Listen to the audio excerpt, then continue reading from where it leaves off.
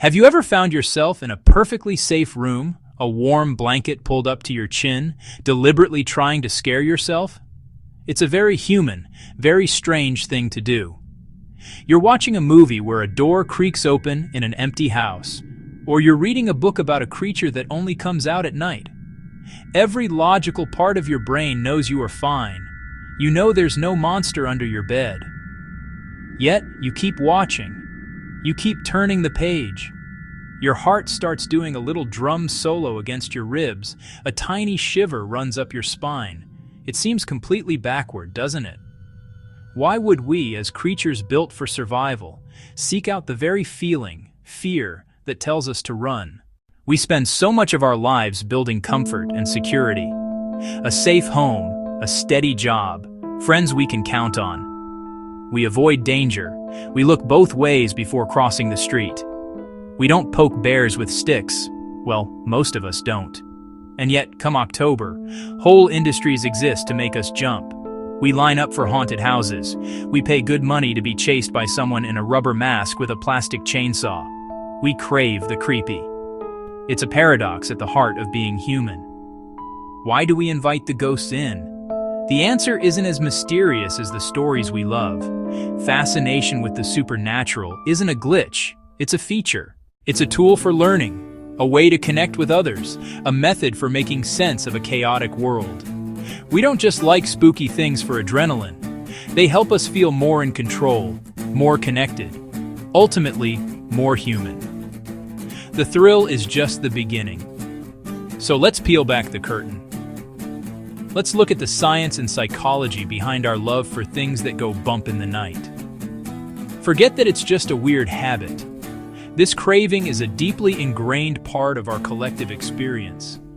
It's how we practice for life's challenges, how we build communities, how we find comfort facing the unknown.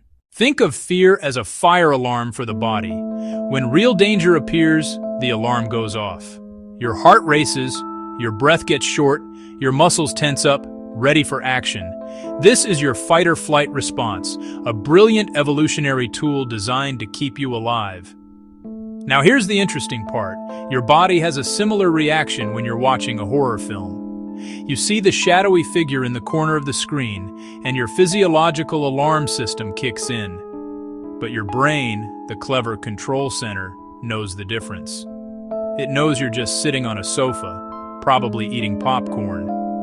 This creates a fascinating dual experience, the full-body thrill of danger without the actual risk. It's more than a cheap thrill, it's practice. It's like a simulation. We're running drills for our emotions in a controlled environment. We feel fear, suspense, and the wave of relief when danger passes. This process teaches us something valuable. We can handle it. Fear is temporary. It rises, and then it falls. We learn emotional regulation. Every time you watch a character navigate a haunted mansion, escape a monster, you're learning coping strategies alongside them.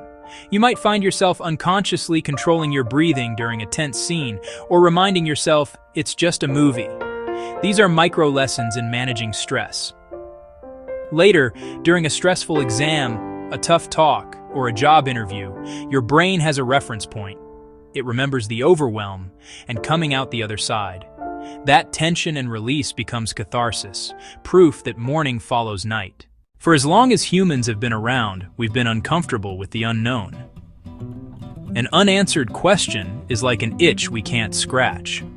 Why did the crops fail? Where do we go when we die? What was that strange noise outside the cave?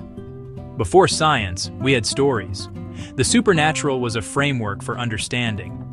A sudden storm wasn't a weather system, it was the anger of a sky god. A strange illness wasn't a virus, it was a resentful spirit's curse.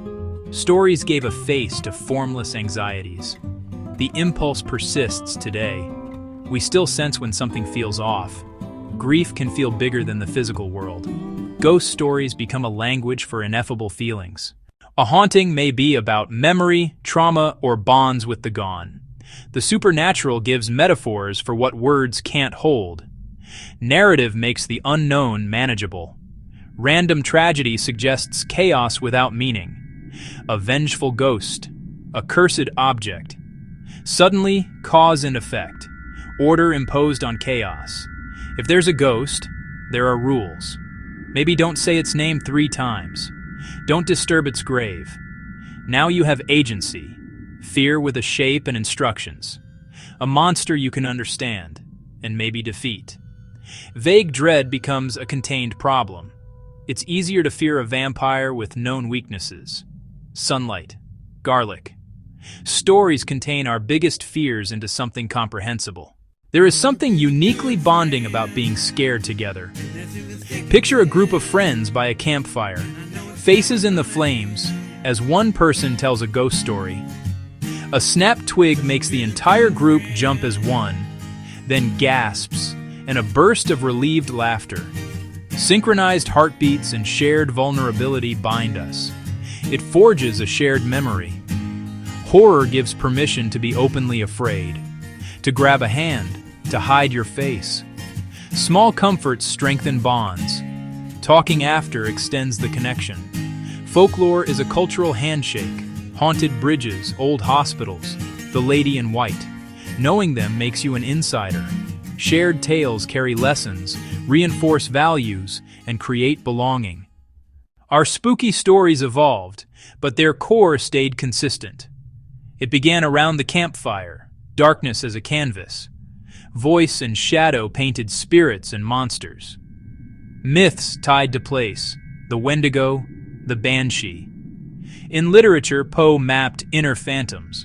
Shelley's Frankenstein probed ambition, loneliness, and humanity. Stoker reshaped the vampire into Dracula. Cinema conjured nightmares, Nosferatu's dread, Godzilla as nuclear metaphor. The Exorcist brought evil into the safest spaces. Today we click, play, and scroll our fears. Interactive games and viral myths. Podcasts whisper the uncanny into our commute. I have a memory from when I was about 10. At my grandmother's house, a massive thunderstorm hit. Rain pounding in waves. Lightning lit the sky. Thunder shook the walls. Then darkness. My grandmother lit candles and pushed the dark away. She chose a ghost tale, her calm voice against the storm. Shadows danced, my fear focused into the story. The storm's noises became the spirit in her tale. I wasn't just scared, I was a participant, anchored by her voice. When the lights flickered back, it felt like victory. It didn't erase my fear. It changed my relationship with it. Our fascination with the supernatural isn't strange.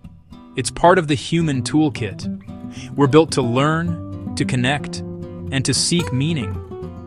From a safe distance, fear is a teacher. It shows our courage and teaches regulation, a dress rehearsal for life. Each story makes us more prepared for our own ghosts. Shared scares become shared culture and belonging. They give us language for anxiety and remind us we're not alone. It's how we explore life, death, and what lies beyond, safely. Embrace the shiver. Recognize learning, connection, and safe exploration. Return to the light a little braver, more connected, and at peace with the beautiful, terrifying mystery of it all.